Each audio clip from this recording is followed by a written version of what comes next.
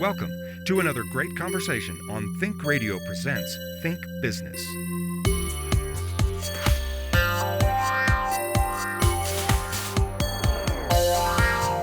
Think Business is made possible by funding from the Ice Lab at Western, supporting innovative business in the rural Southwest. Become a Think Radio Presents partner at patreon.com, and you'll also get access to premium content you won't find anywhere else. Join us today. My guest today is former nurse turned hunting apparel entrepreneur, Kirstie Pike.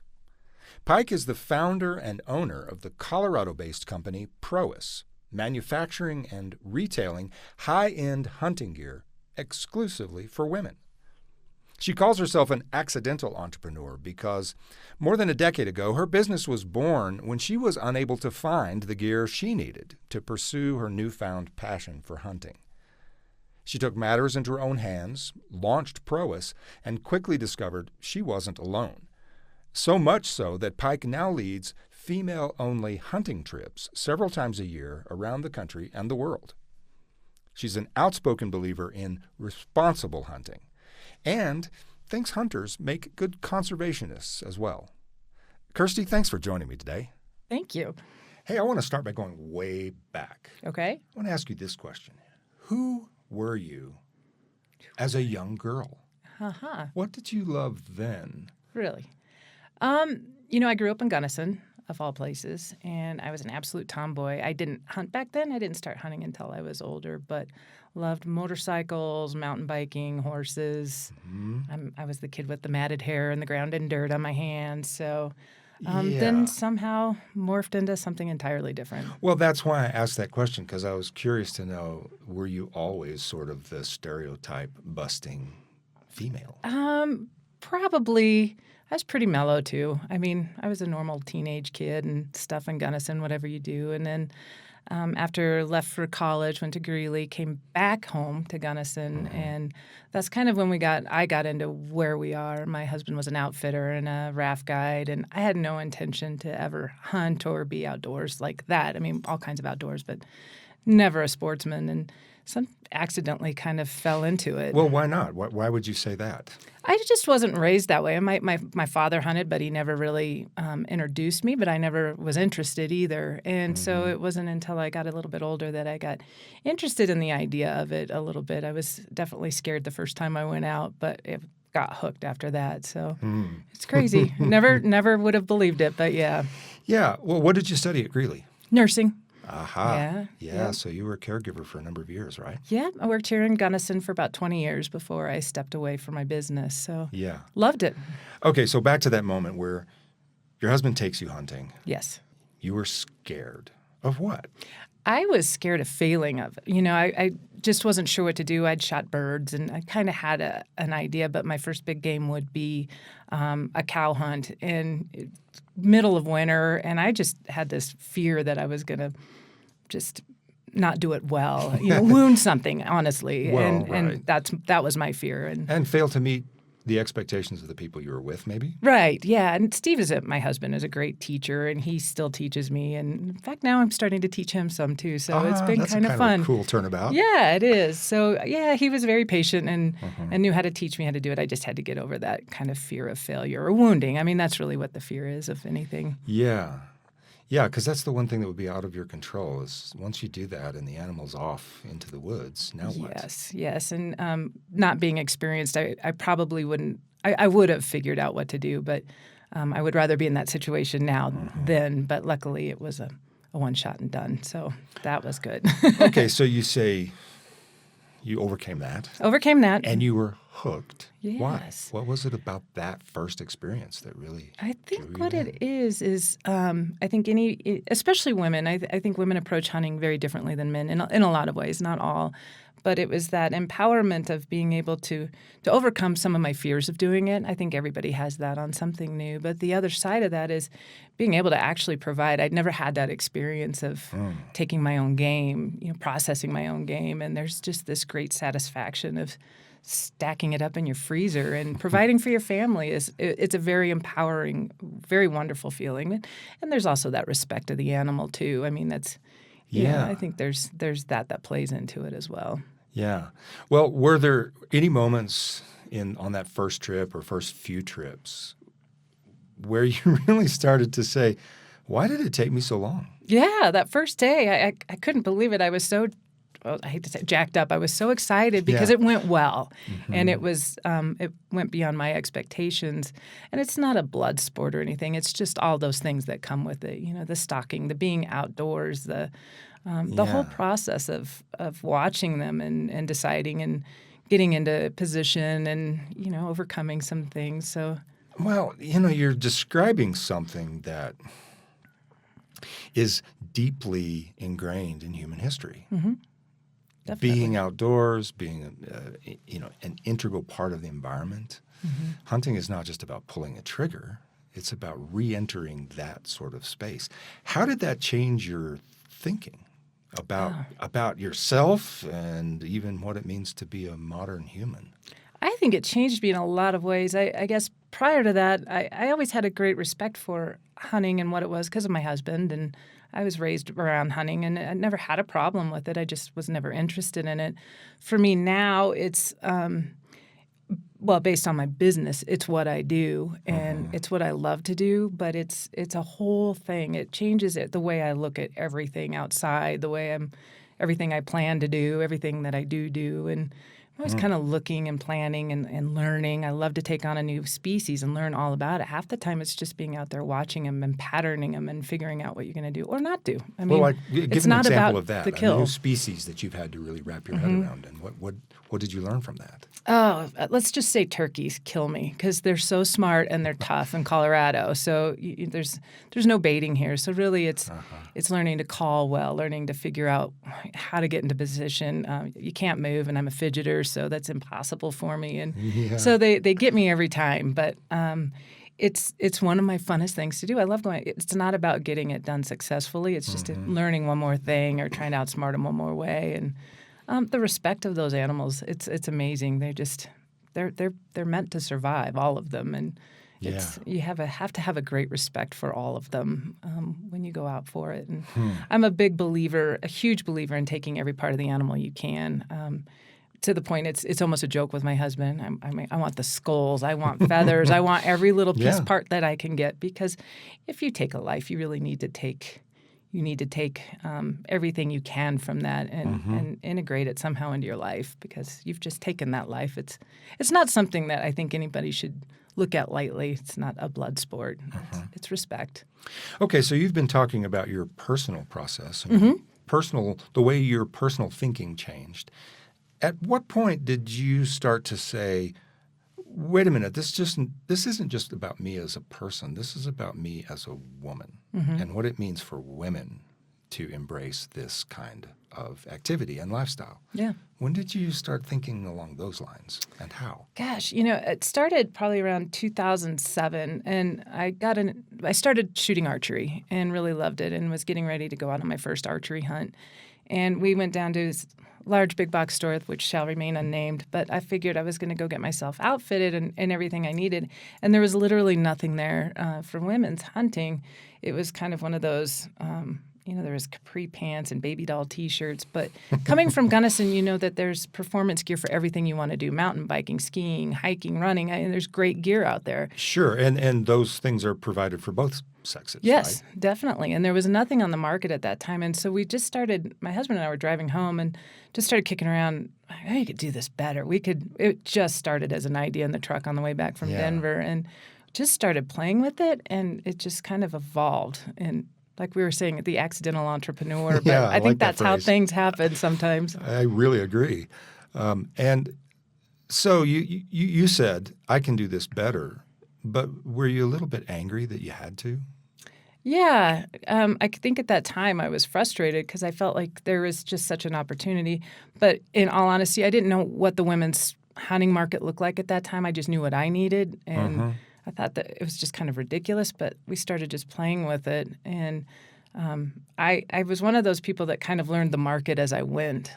Like I said, it was all kind of backwards, but my God, who knew? So, right. Well, were you at this point talking to other women as well who were hunting? Had you sort of found a community around this, or were you still kind of out there on your own? I was still out there on my own. And it's funny that you should mention the community, because that is the one thing that surprised me more when we started the business in 11 years down the road. I think it's the thing I'm proudest about out of this business is being able to build that women's network. It's a sisterhood.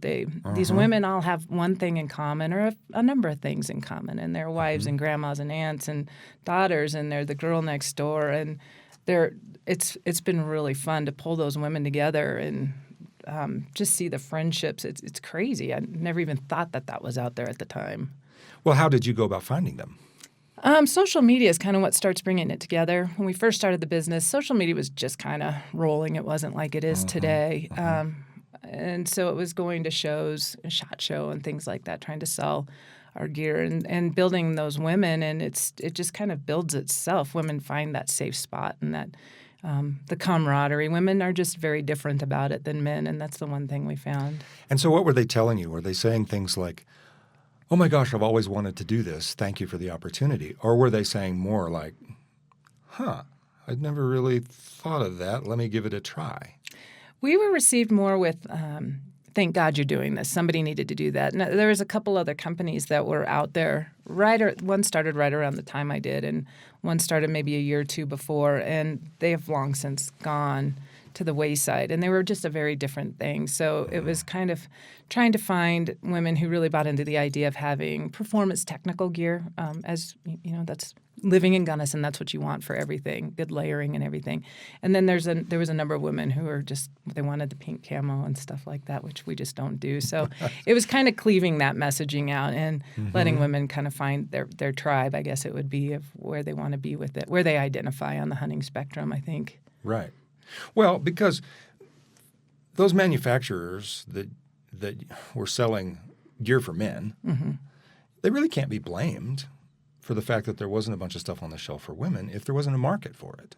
No, and the market remains small. I think that's the interesting thing. Despite the fact that the women, it's the fastest growing demographic in hunting and shooting sports right now, it's still 11 to 13% tops. So when you start really cleaving out the numbers, it's a hard gnash a lot of times to you're not dealing with all the eyeballs. So when it comes down to everything from marketing, manufacturing runs and everything, you still have to be considered. You still have to pony up, but you're not going to get the market like the men's companies do. Although there's more competition on the men's side, so it's an interesting take right now. There. Yeah, it's an interesting take. Well, how have you managed that? I mean, you say you're accidental entrepreneur. A lot of those fall by the wayside immediately because there just isn't a market. How did you go about finding that sweet spot? I think some of it was by accident, but not really. I think that the one thing I learned over time is that you have to be nimble.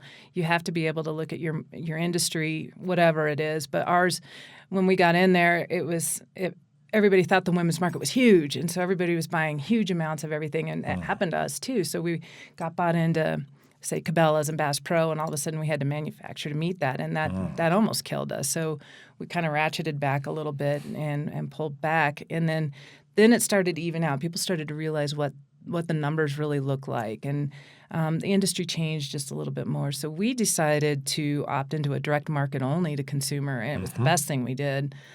Because you could. So you're not in retail outlets at all? We just recently went back to Shields only in a handful of them. They're our exclusive retailer. Everything else we do is direct to consumer. And that way we can for a smaller company, you can control your inventory. You can control your cost. You can control your sales. You can kind of control. You have the end contact with your consumer, which you don't have with retail. So I can talk to them, and they can talk back to you. They can talk back, which is good and bad, but it's typically good, input or whatever. But being able just to find new ways to, if we didn't have enough cash flow to make all the pieces we wanted, trying to find ways to be innovative or a good story to tell to keep people interested and moving. So you just have to keep thinking and trying and failing and trying and succeeding and trying. So it's got to be nimble. Well, you're just describing small business ownership right there. I mean, that's what they're all doing. That's what they're all doing.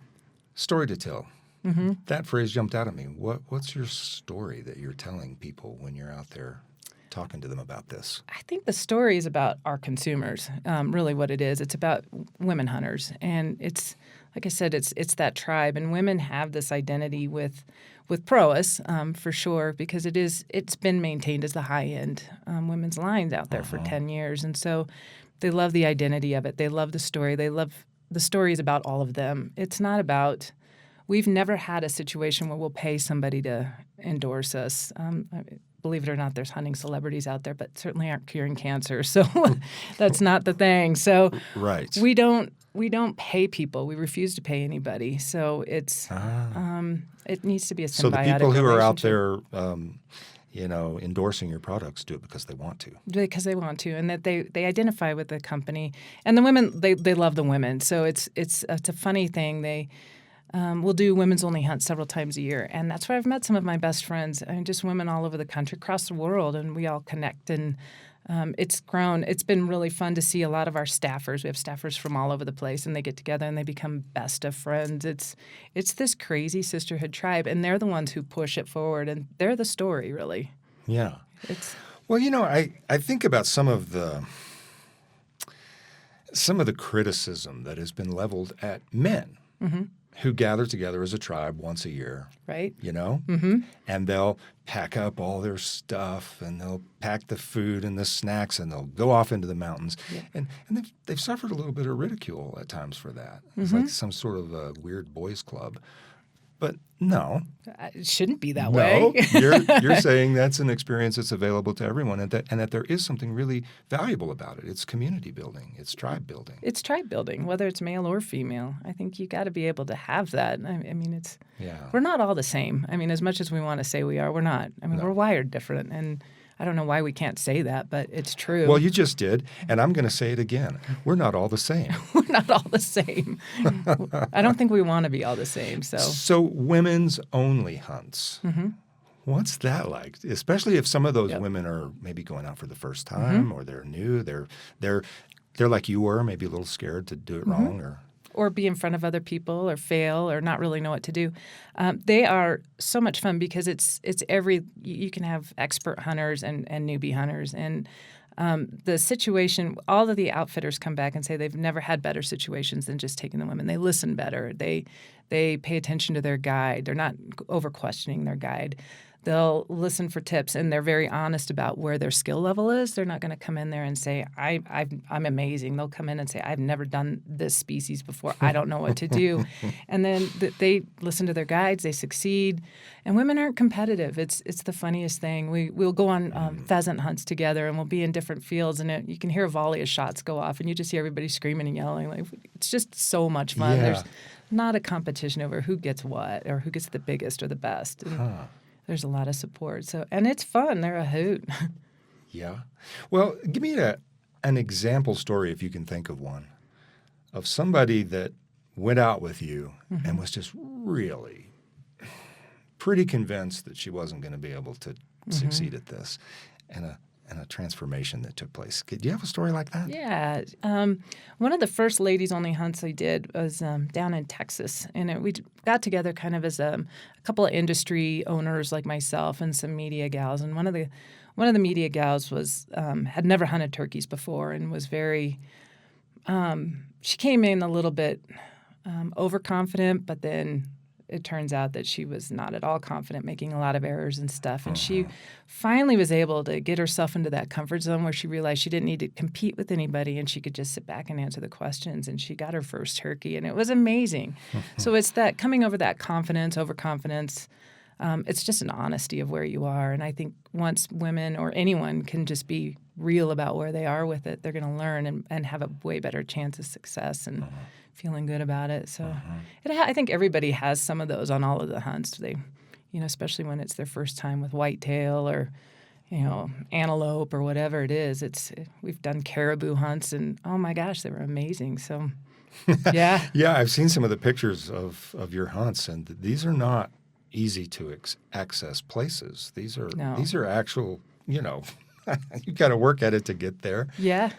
Places. What's the most exotic hunt you've been on? I just got back I went with Diana Rupp from Sports Afield. She's the editor there, and we just got back from Tajikistan in September for Asiatic ibex. It was insane. It's a crazy part of the world, Central Asia. Well, and yeah. Yeah. And by the time we finally topped out and succeeded, we were over 16,000 feet. It was crazy. And living in we were dry camping up at around 15,000 feet for about 5 days. But when we got down to the village was really just mud huts, and some had electricity, no running water. We're living with a family. It just a really interesting adventure. It made me love America, but it was quite an adventure.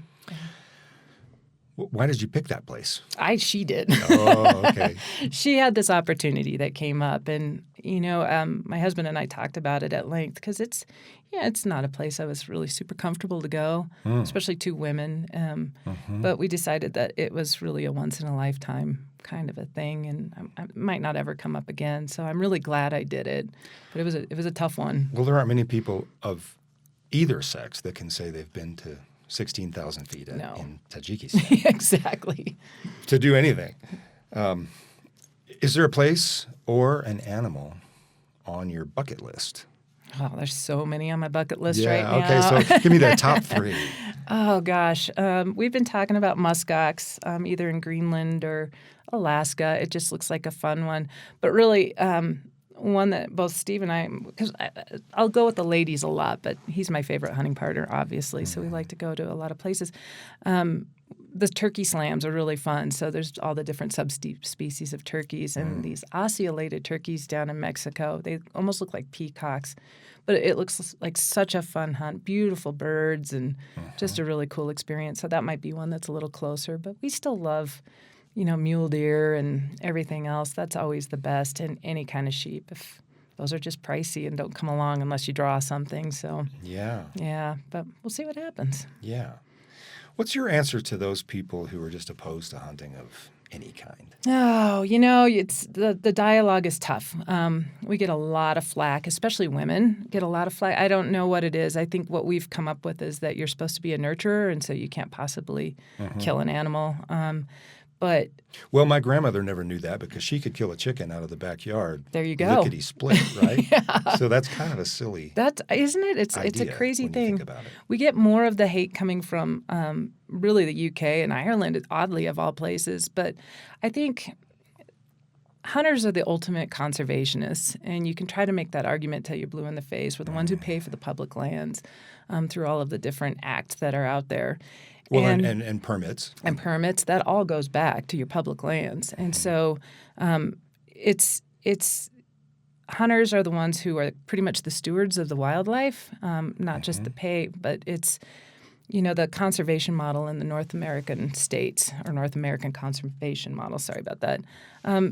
They manage the animals. We manage, the predators. We manage the game, the numbers. I mean, as long as you're trusting in your Division of Wildlife or, whatever, Parks and Rec now or whatever it is, we maintain the numbers. We maintain the even amounts. I think you can try to make those conversations, and nobody wants to listen. They don't want to listen that you use all the meat. They don't want to listen that you fill the freezer. And when it gets into especially African and overseas hunting, it's insane. And all of that stuff gets used. We've been to Africa. We've hunted Africa.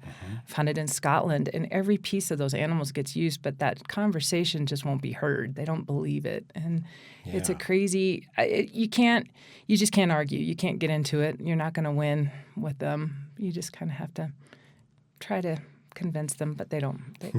I've just learned in social media, don't look at your other inbox because, there's death threats in there. It's terrible. Really? Oh, honest to God, yeah.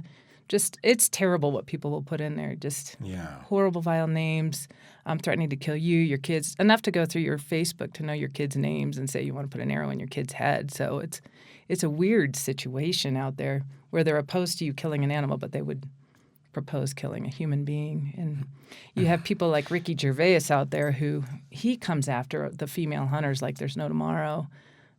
It's tough. So, a lot of that stuff that you see on social media, you can just dismiss as rhetoric. But have you ever felt literally threatened? I've been scared a couple times, but one of my very good friends, she actually came under fire for a giraffe hunt in Africa that she had done years ago. Ricky Gervais did get a hold of it, and she literally had to have the FBI. People were sending her stuff, knew the addresses for all of her kids, had started bothering her at work, things like that. So I think it legitimately does happen. It gets crazy, but I don't know what you do. You know, and it is the risk of putting that out there on social media too, though. So you have to be very cognizant of what you're putting out there in terms of imagery. You can't put something that's going to be really offensive. People will be offended if they're not behind it. But if you put something that's an irresponsible photo, you're really going to get in trouble. So you have to be pretty cautious. Well, do you feel that it has harmed your business? No, it only helps your business. Yeah. I mean, we don't ever go out there and look for it. And we've been able to stay kind of under the radar to an extent. We get some of it. We've had phone calls and things like that, but it comes in waves. You know, when something big is going on internationally, say Cecil the Lion and stuff like that comes up, it all starts, ramping up again, and then it goes away. So, you just be respectful, be respectable, and keep your head down and just keep doing what you do and do it the best way possible. And your clientele shares your viewpoint. They do. Yeah. And it's funny. It's really funny. Once somebody starts making attacks, boy, they come in like a pack of cats. It's which is good, but it doesn't always help either because it just starts that whole fight going on. And right. They kind of circle the wagons. Yeah, they do. It's great. They're the girls, so they're wonderful. Right. Yeah. I recently read an interview that you gave, and a phrase jumped out at me because, we talk a lot on this show to founders of small business, people who want to be, people who are sitting around thinking about it or are in their first couple of years. And you gave this bit of advice that you should always base your business on relationships and not on industry standards. I still believe that. What do you mean by that? I think for at least my experience, I can't speak to anybody else, but forming the relationships with people who are good and see things the way you do, I think you can try to look at things and say this might be the best bet, even though this person or this company does not share my views. If they don't share your views and your similar vision, it's never going to work out well for you. You're never going to – it's just not. It's not business. So for us, surrounding ourselves with people we call friends, and we have a lot of industry friends, and I think that's been a really fun thing too. We don't do business with people we don't like. It's shouldn't have to. You don't have to. Right. Well – some would say, though, this whole idea of industry standards, some would say those are standards because you do have to in order to succeed. What's your answer to that? I don't think you always have to. I think you can be polite and you can be professional, and you don't necessarily have to do business with those people. I've dealt with buyers from big box stores who were horrible to deal with, and we just separated ways. So I could have made more money off of it, but it wasn't ever going to work out well. We weren't ever going to see in the middle. And then we have even, for example, Shields, that's the only retailer we use now. The same buyer's been there for years, and he's a great friend and very respectful, very respectable, and treats us well. We treat him well. And I think that's the same with marketing. It's the same with media. It's the same with pretty much anything that you need to do in your business. You will have to deal with people you don't want to deal with, but you don't have to do it all the time. Yeah, and you at least have some choice in the matter. Yeah. Definitely. And so you're not just talking about big philosophical differences. You're just talking about somebody is kind of a pain to deal with. Exactly. Think about it. If you've done business and you have people you would rather not do business with, doesn't mean anything. You just rather not do business with them. You'd rather do business with somebody you can sit down and have a beer and share a laugh or two, and contact a year later and hey bro, how are you? And it's a way better working relationship. Yeah, and so, wow, what a concept. It's okay to say no. It's okay to say no. You can divorce yourself without – and you don't have to stand on your soapbox and say this is why. You can just kind of disappear quietly because you don't want to burn any bridges and you don't want to be that person. But because you may have to do something with them. Our industry is small like a lot of others, and people cross paths in a lot of different ways in a lot of different places. So you never want to burn any kind of bridge, but you can just kind of disappear from people if you want to. Yeah. Yeah. All right. Well, while we've got you, Uh-huh. what other advice would you give to people who would say, yeah, I feel like I'm an accidental entrepreneur too because I've got this idea that just will not let me. Go. Let me Try go. it. Yeah. I recommend all the time trying it, even against all odds, because this was never on my list. I was a nurse and I loved it, and I could barely balance a checkbook before that. So now I've learned a lot. I think that if you want to do it, you can do it. But I also believe you have to be flexible in the way from where you start to where you go is never going to be that one solid journey. It's not. I think you can look at your business and say, this is what it's going to be.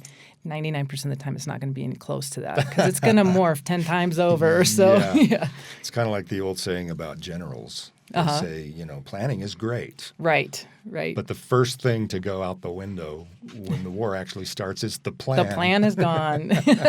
Exactly. And I think, being open to, open doors, I think you have to just throw caution to the wind sometimes and don't paralysis by overanalysis. I've never worked well that way. So I think if it seems like a good idea, just go. And if the worst, you made a mistake. So just try. Well, and that's an interesting concept too, because you are going to make mistakes. Yeah. You are going to every day I'm fail. Apologizing for something. Yeah. Yeah. So that's one of the things that paralyzes people too, is feeling like they either can't afford to do that, or there's just something horrifying about failing. Well, I think every failure you have brings you to a different spot. It just isn't how you want to choose to look at it. I mean, I've had horrible failures in this business, millions of them, stupid decisions. Give me an bad example things. of one. We got to hear about Oh, man. I think when we first started the business, just trying to figure out learning manufacturing, and we were trying to do it stateside, and we just literally threw money at ideas we thought were right. Now, if I could go do it again, I could have saved so much money on things. And, certain lines that we did that I thought were going to be great, didn't turn out good at all. So People just didn't like them. They just didn't like them, or what I thought was a good idea maybe isn't. And so you learn to keep your head up and ask more questions, and you're not always right. And, oh, my gosh, I've made all horrible failures all the time. Little ones, big ones. Yeah. But the point is, that's not a signal that you should fold up and go home. No. No, keep trying. How do you wake up in the morning if that's the way it is? Well, yeah. I mean, that's just life. It is just life. But again, if you want to look at it like a positive, there's always an open door behind it. I mean, that's not just being Pollyanna. It's just that you can get paralyzed by it or just learn from it and find something new. Yeah. Readapt. I don't know. What's the next hunt on your calendar? Well, turkey season's coming, so I'll probably get skunked, but I shall not get skunked. But beyond that, in May, we have a ladies-only hunt in Texas for axis deer. And so we've got a great group of ladies, a great writer from American Hunter, and it'll be a lot of fun. And, Well, I grew up down there. Where in Texas? Oh, Rock Springs. Okay. Down in the hill country. Where did you grow up? Well, San Antonio. Oh, so very nice. Very much hill country. Yeah, that's so pretty down there. Yeah. Oh, gosh. I love it. Oh, I can't wait. Except for the heat. I prefer where I am now during the summertime. Yep, definitely. I couldn't take the Texas heat. Kirstie, thanks for joining me today. Thank you. I've enjoyed the conversation a lot. Yeah, me too. And good luck out there. Thanks. Think Radio Presents is a production of Alan Wartes Media. The show's producer is Isa Forrest. Associate producer, Aaron Lewis. Thanks for listening. Become a Think Radio Presents partner at patreon.com, and you'll also get access to premium content you won't find anywhere else. To leave a comment on today's show or to suggest a great story for a future episode, visit thinkradiopresents.com. Tune in next week for another great conversation on Think Radio Presents Think Business.